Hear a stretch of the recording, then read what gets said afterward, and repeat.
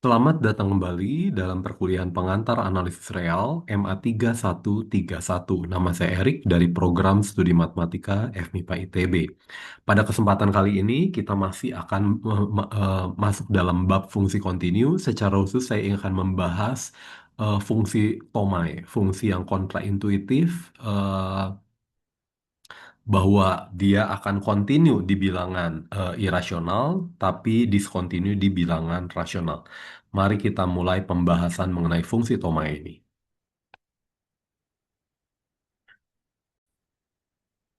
Nah, berikut adalah pendefinisian dari fungsi Tomai. Fungsi Tome, H dari A ke real dengan A-nya itu dari 0 sampai tak hingga didefinisikan sebagai berikut. Jika X-nya itu adalah M per N, bilangan rasional, kamu ingat setiap bilangan rasional bisa saya tulis dalam bentuk M per N, tapi dengan N-nya tidak 0, dalam hal ini saya asumsikan bahwa M per N itu dalam bentuk yang paling sederhana. Jadi kalau saya punya 4 per 2, tentu saja yang saya anggap adalah 2 per 1 gitu teman-teman ya. Kalau saya punya ini adalah 6 per 4. 6 per 4 ini dalam bentuk yang paling sederhana 3 per 2 gitu ya. Dalam bentuk X itu sebenarnya M per N gitu. Maka nanti H di X itu nilai H di titik X kalau dia bilangan rasional dalam bentuk M per N dia adalah 1 per N. Oke ya. Jadi paling tinggi dia hanya satu, paling rendah tentu saja tidak pernah dia dan dia tidak pernah mencapai nol gitu ya. Secara khusus nanti H0-nya didefinisikan sama dengan satu. Bagaimana untuk X yang bilangan irasional? Untuk X bilangan irasional yang anggota A, maka HX-nya itu didefinisikan nol. Jadi kamu bisa bayangkan nanti di 0 ketinggiannya adalah satu, di satu dia ketinggiannya satu, di 2 ketinggiannya satu, lalu kamu punya berapa? Setengah. Setengah itu satu per 2, maka dia ketinggiannya adalah setengah. Lalu di satu setengah itu 3 per 2, 3 per 2 dia ketinggiannya setengah juga. Lalu saya punya bilangan pertigaan. Saya punya ada sepertiga, 2 per 3, sepertiga itu ketinggiannya adalah sepertiga, 2 per 3 karena dia adalah M per N, ketinggiannya adalah 1 per N, sepertiga juga. Lalu bisa saya punya bagaimana kalau 3 per 3? 3 per 3 satu ya. Kalau misalkan saya punya 4 per 3 itu sepertiga. 5 per 3 dia adalah sepertiga. Jadi kamu kebayang ya, kira-kira bentuknya adalah seperti ini. Dan ini terus makin di sini makin rapat ke bawah. Makin rapat ke bawah. Dan puncaknya nanti di ini tentu saja dia adalah bilangan irasional ini. Semua bilangan irasional dia ketinggiannya adalah nol. Jadi di bawah ini ngumpul semua yang ketinggiannya nol. Gitu ya. Oke. Nah, jadi kita pertama kali mau membuktikan yang trivial saja dulu, yang H itu tidak kontinu di bilangan rasional. Bagaimana menunjukkan bahwa H-nya itu tidak kontinu di bilangan rasional? Kita dalam hal ini akan menggunakan definisi eh, kekontinuan menggunakan barisan, gitu ya. Apa yang dimaksud dengan kontinu di misalkan ambil sembarang X itu sama dengan M per N. Dia disebut tidak kontinu di M per N anggota bilangan rasional yang adalah anggota AA. Jangan lupa dia adalah himpunan bilangan tak negatif. Dengan MN-nya adalah dalam bentuk sederhana. Nah, yang dilakukan adalah apa? Begitu saya punya X, oke. Pertanyaannya, saya ambil sembarang barisan yang konvergen ke X. Kalau fxn-nya konvergen ke fx, maka kita katakan f-nya kontinu di X. Kalau kita punya f-nya tidak kontinu di X, artinya adalah apa? Ambil sembarang ada barisan xn yang konvergen ke X, tapi fxn-nya tidak konvergen ke fx. Gitu ya, teman-teman ya. Jadi, bagaimana memilihnya? Sekarang saya ambil sembarang x-nya, ini sudah oke. Saya membuktikan bahwa dia tidak kontinu. Artinya saya harus ambil suatu barisan yang konvergen ke X, tetapi barisan fxn-nya tidak konvergen ke fx. Oke, jadi dalam hal ini saya pilih xn-nya itu adalah barisan bilangan irasional yang konvergen ke X, gitu ya. Jadi X-nya udah M per N, saya punya barisan XN yang konvergen ke X, tapi XN-nya saya pilih. Jangan lupa untuk membuktikan tidak kontinu, ada barisan XN yang konvergen ke X, tetapi FXN-nya tidak konvergen ke FX. Nah, Pilih xn barisan bilangan irasional yang konvergen ke x. Hal ini dimungkinkan ya. Kenapa? Karena setiap kali saya punya x gitu, eh, saya katakan lalu pada persekitaran satu lah, persekitaran satu. Kamu sudah tahu bahwa di antara dua buah bilangan rasional, dua buah bilangan real, pasti ada bilangan irasional. Jadi katakanlah ini, saya katakan ini sebagai x1. Gitu ya. Lalu saya ambil persekitaran yang berikutnya, saya ambil persekitaran berikutnya, persekitaran setengah misalkan. Dan kamu sudah tahu ini X dan ini dia adalah bilangan real. Di antara dua buah bilangan real, katanya selalu ada bilangan irasional. Nah, bilangan irasional itu yang bilangan irasional harus berbeda dengan X1 ya. Karena bisa terjadi X1. Saya ambil adalah X2. Gitu ya. Dengan cara yang sama, nanti saya akan mendapatkan barisan bilangan irasional xn yang konvergen ke x yang adalah rasional. Nah, kita coba lihat limitnya adalah apa? Limit hxn. Limit hxn itu adalah apa? Xn itu adalah bilangan irasional dan h dari bilangan irasional adalah nol. Jadi saya punya limit dari barisan konstan nol sehingga dia adalah nol. Tapi dia bukan sama dengan seper n. Seper n itu siapa? Seper n itu adalah h di titik x-nya. Jadi dalam hal ini saya sudah menemukan barisan xn yang konvergen ke x, tapi hxn-nya itu tidak konvergen ke hx gitu ya, karena limitnya ternyata nol, bukan tidak sama dengan seper n. Jadi dalam hal ini saya sudah membuktikan bahwa H-nya itu tidak kontinu di bilangan rasional. Nah, teknik ini juga kamu lihat nanti kamu akan pakai untuk ketika kamu membuktikan fungsi di Rayleigh itu adalah fungsi yang tidak kontinu baik di bilangan rasional maupun di bilangan irasional. Ya. Oke, yang berikutnya sekarang akan ditunjukkan bahwa H kontinu di bilangan irasional. H kontinu di bilangan irasional. Jadi ambil sembarang x0 yang adalah bilangan irasional, ambil sembarang x0, maka misalkan diberikan epsilon positif, diberikan epsilon positif. Perhatikan bahwa hanya ada sejumlah bilangan hingga bilangan asli sehingga seper n-nya itu lebih dari epsilon. Kalau ini kelihatan ya, misalkan epsilonnya saya ambil seginilah, gitu ya. Epsilon dari ketinggian nol, saya ambil epsilonnya segini. Epsilonnya segini. Jadi ini adalah epsilon nih. Jadi yang mana Pak? Yang ketinggiannya itu, ketinggian seper n-nya itu lebih dari epsilon. Ya cuman ada berapa? Cuman ada ini ya, cuman ada berhingga buah. Maaf bentar. Ini cuman ada. Oh maaf, cuman ada berhingga nilai dari seper n, yaitu dalam hal ini adalah satu per satu dan satu per dua, udah nggak ada yang lain. Kalau saya nanti ambil epsilonnya lebih kecil, ya cuman berhingga satu per dua, satu per tiga, satu per empat misalkan. Udah, jadi n-nya itu 2, 3, 4 terbatas. N-nya itu 2, 3, 4 itu terbatas.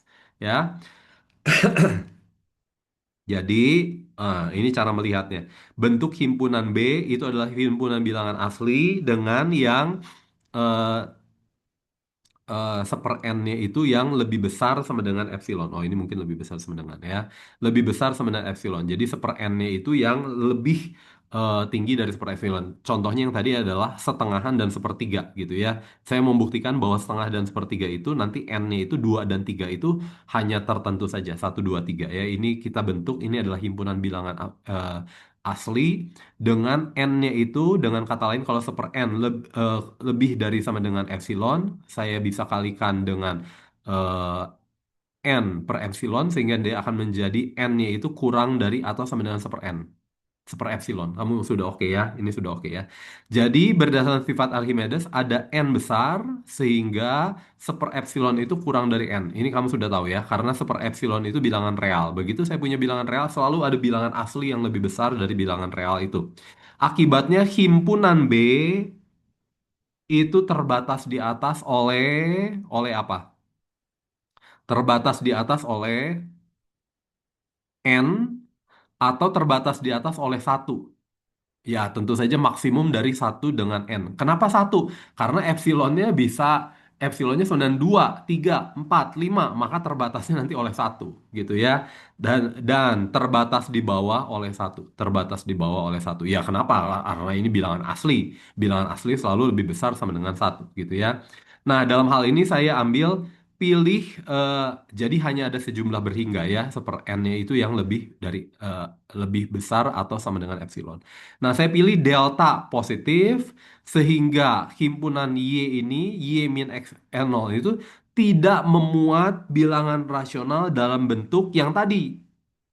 Tidak memuat bilangan rasional yang apa? Kalau yang tadi epsilonnya itu adalah 1, 2, 3. Jadi yang tidak memuat itu dalam hal ini tidak memuat sampai seper n. M per 1, M per 2, sampai M per n. Gitu ya. Tapi jangan lupa teman-teman, nanti nilai M juga ini akan terbatas ya. Nilai M juga ini akan terbatas. Sebagai contoh pada interval 01, M-nya harus kurang dari N. Jadi nanti berapa banyak bilangan rasional dalam bentuk ini M per 1 sampai M per N? Ya cuman sejumlah hingga saja. Karena sejumlah hingga artinya saya bisa di X0 itu saya bisa buat lingkungan sehingga menghindari semua bentuk M per 1 sampai M per N besar gitu ya. Jadi semuanya itu adalah berlaku apa? Berlaku adalah seper n-nya itu kurang dari epsilon. Ah, coba lihat ya. Akibatnya jika X anggota A dengan X min X0, ini anggota A itu yang bilangan tak negatif ya, dan X min X0 itu kurang dari delta, ingat di delta itu sekarang cuman himpunan himpunan bilangan rasional, himpunan bilangan rasional, misalkan dia adalah M per N, dia nilai fungsinya adalah seper N, tapi seper N-nya itu kurang dari epsilon, ketinggiannya itu lebih lebih rendah dari epsilon. Maka saya punya HX-nya itu sama dengan seper N, tapi seper n-nya kurang dari epsilon, atau dia adalah nol kalau dia adalah bilangan rasional. Jadi bilangannya, kalau dia bilangan irasional. Jadi kan pilihannya adalah bentuk di persekitaran delta dari x0 itu, kan cuma ada bilangan rasional dan bilangan irasional. Bilangan irasional tentu saja H dari itu adalah nol, tapi bilangan rasional itu kalau M per N dia adalah seper N. Tapi seper N-nya itu saya sudah pakai sehingga dia menghindari seper-seper yang tadi yang lebih dari epsilon. Jadi semuanya itu kurang dari epsilon. Sehingga kalau saya ambil mutlak dari Hx min Hx0 itu adalah mutlak dari Hx dikurangi Hx0-nya apa? X0-nya jangan lupa dia bilangan irasional. Dan H dari bilangan irasional adalah nol. Jadi adalah mutlak dari Hx min nol. Karena Hx-nya selalu positif, dia adalah Hx. Dan Hx-nya itu adalah apa? Dia akan menjadi seper N atau menjadi epsilon. Dan keduanya pasti akan lebih kecil. Mungkin bagusnya ini ya, bahwa dia akan lebih kecil dari seper n gitu ya. Seper n lebih kecil dari seper n dan seper n-nya lebih kecil dari epsilon gitu ya. Dan yang tidak memenuhi ini.